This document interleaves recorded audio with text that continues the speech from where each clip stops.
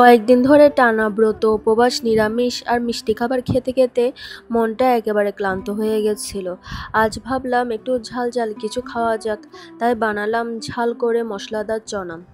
চনা, ঘুগনি এগুলো আমার খুব প্রিয় খাবার। আমার যখনই খুব ঝাল ঝাল কোনো খাবার খেতে ইচ্ছে করে তখনই আমি এই ঘুগনি, চনা নয় ঝাল ঝাল চিকেন কষা রান্না করে ফেলি। আজকের চনাটা আমি একটু ঝোল ঝোল রেখে নামিয়ে নিলাম, যেন শুকনো না হয় আবার একদম ঝোল ঝোলও না হয়, সেরকম করে। এ কথা সত্যি, ব্রতের দিনগুলোতে মিষ্টি খাবার যতই খাওয়া হোক শেষে মনটা টানে এই ঝাল স্বাদের দিকেই। আজ সত্যি মনে হচ্ছে এই ঝাল চনার জন্যই প্রাণটা ফিরে পেল।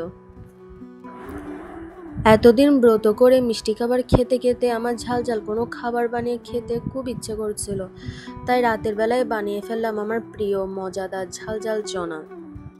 মিষ্টির পর ঝালের এই স্বাদটাই আসলে জীবনের ভারসাম্য। এই ঝাল ঝাল মশলাদার চনাটা গরম গরম ভাত বা রুটি বা লুচির সাথে খেতে খুব মজা হয়। কয়েকদিন নিরামিষ খাওয়ার পর আজ মন ভরে খেলাম ঝাল করে বানানো চনা। সত্যি বলছি, এই স্বাদটা একদম অন্যরকম।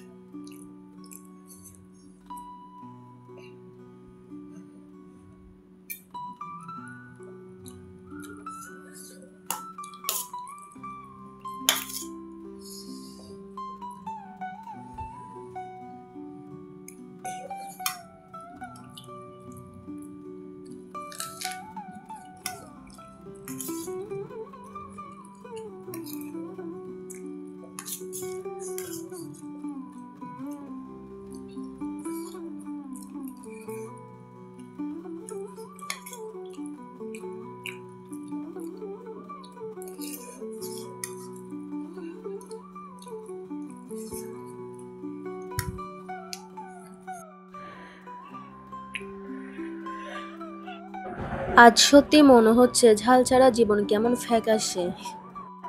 এই ছিল আমার আজকের ঝাল ঝাল চনা ছোট্ট মিনি ব্লগ। তোমাদেরও কয়েকদিন টানা মিষ্টি খাওয়ার পর কোন ঝাল খাবারটা খেতে সব থেকে বেশি ভালো লাগে সেটা আমাকে কমেন্ট করে জানাতে পারো। আমি আর আমার সোনা মা আজ একসঙ্গে খেলাম ঝাল করে বানানো চনা। এতদিন মিষ্টির পর এই ঝালটুকু যেন প্রাণ ফিরিয়ে দিল।